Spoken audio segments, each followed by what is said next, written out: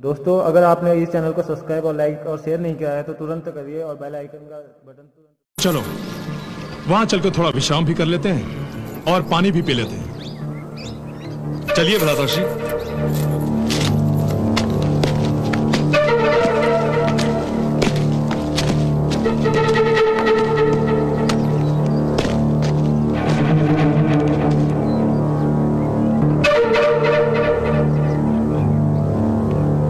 देख रहे हो नकुल?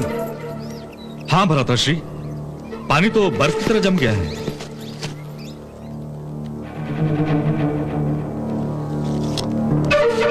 आश्चर्य है, ठंड तो इतनी अधिक नहीं है, फिर भी पानी जमकर बर्फ हो गया है।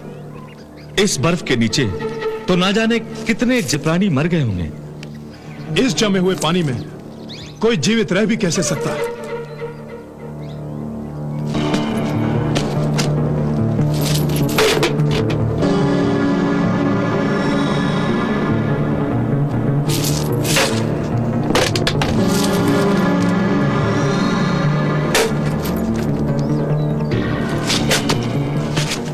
बड़े भैया, यहां रुककर हमें अपना समय नहीं गंवाना चाहिए।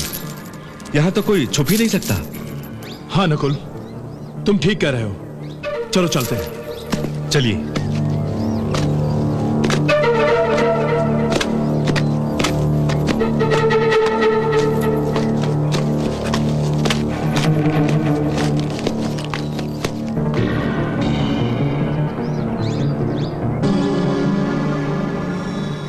बच गया दुर्योधन, बच गया दुर्योधन।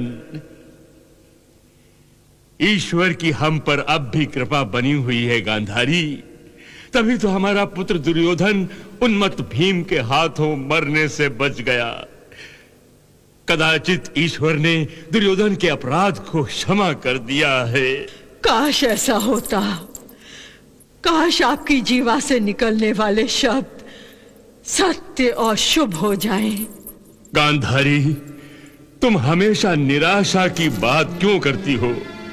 अपने मन के आसपास भय और शंका को क्यों बिठाए रखती हो? महाराज, आप जिसे निराशा, भय और शंका का नाम दे रहे हैं, असल में वो एक कड़वा सच है। और सच्चाई से मनुष्य कुछ देर तक छुपा रह सकता है, परंतु हमेशा के लिए नहीं। महाराज, दुर्योधन ने भी असत्य और अधर्म के ईंट गारे से अपनी झूठी महत्वाकांक्षा का जो महल बनाया है, वो सत्य और धर्म की आंधी के सामने अधिक समय तक टिक नहीं सकेगा। महाराज, दुर्योधन अधिक समय तक अपनी मृत्यु से आंख मिचौली नहीं खेल पाएगा। महाराज, नहीं खेल पाएगा।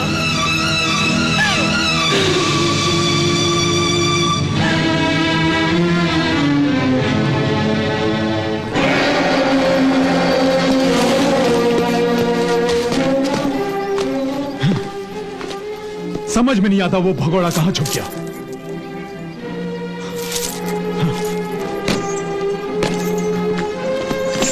चलो सारथी।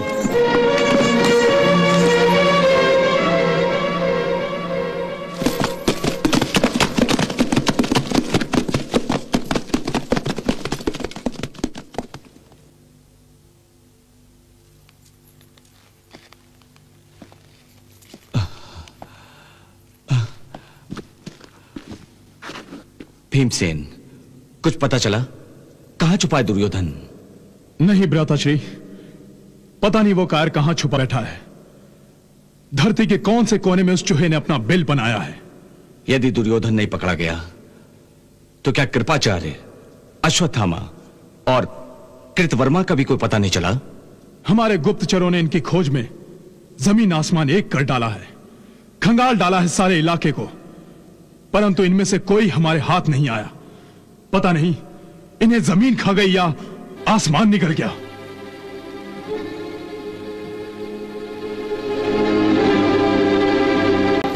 इसमें निराशा की कोई बात नहीं भीम।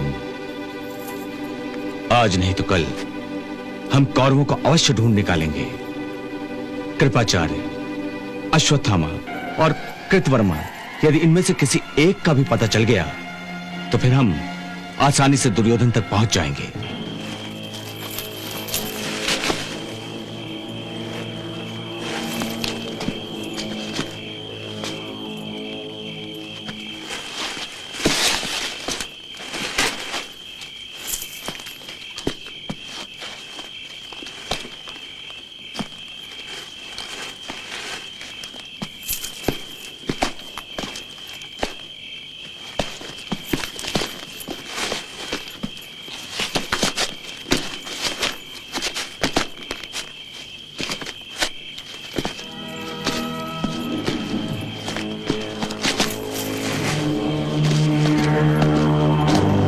आखिर हमने ढूंढ ही निकाला इन तीनों भगोड़ों को।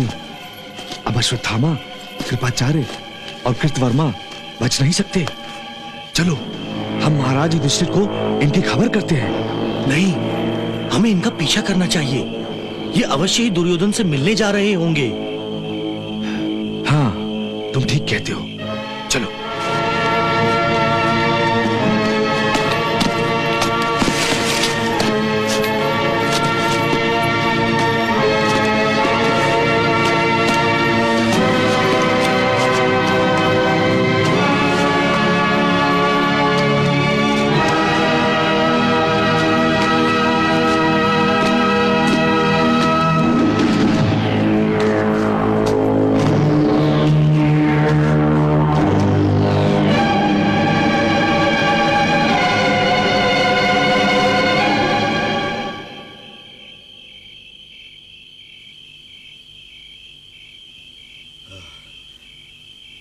युवराज दुर्योधन! युवराज दुर्योधन! युवराज दुर्योधन! युवराज दुर्योधन!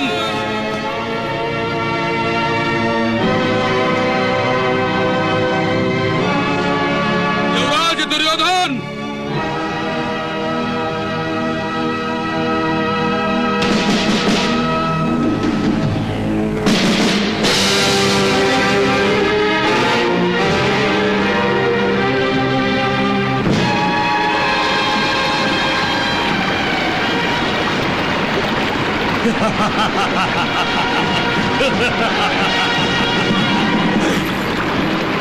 युवराज, युवराज आइए।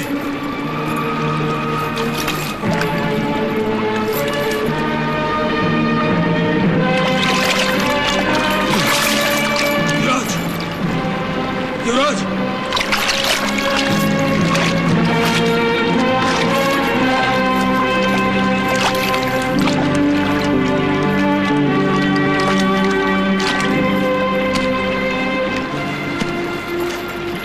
प्रणाम युवराज। भीम और नकुल मुझे ढूंढते ढूंढते यहां तक पहुंचे थे, परंतु संयोग से मैं बच गया। और उनके गुप्तचर, वो हम तीनों को भी ढूंढ रहे हैं। अब यहां और ठहरना खतरे से खाली नहीं है। युवराज को मैंने सरोवर के अंदर छुपने की सलाह केवल एक दिन के लिए दी थी, क्योंकि मैं जानता था कि एक दिन में पांडव चारों दिशाओं में घोड़े दौड़ाकर ढूंढने की चेष्टा करेंगे।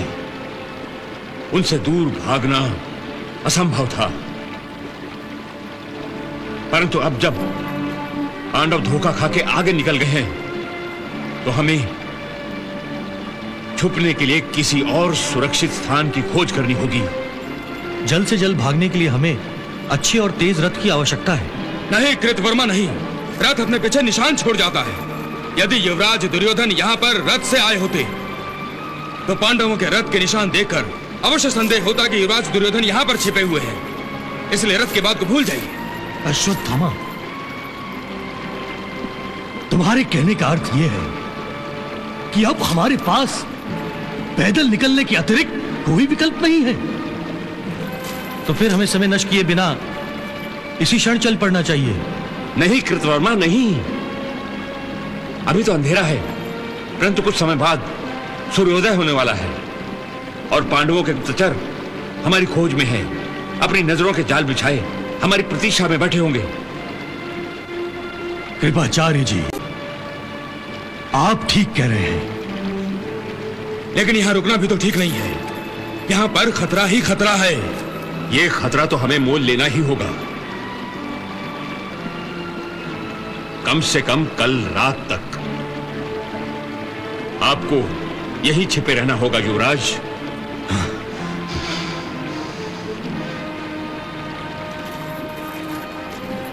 प्रणाम युवराज।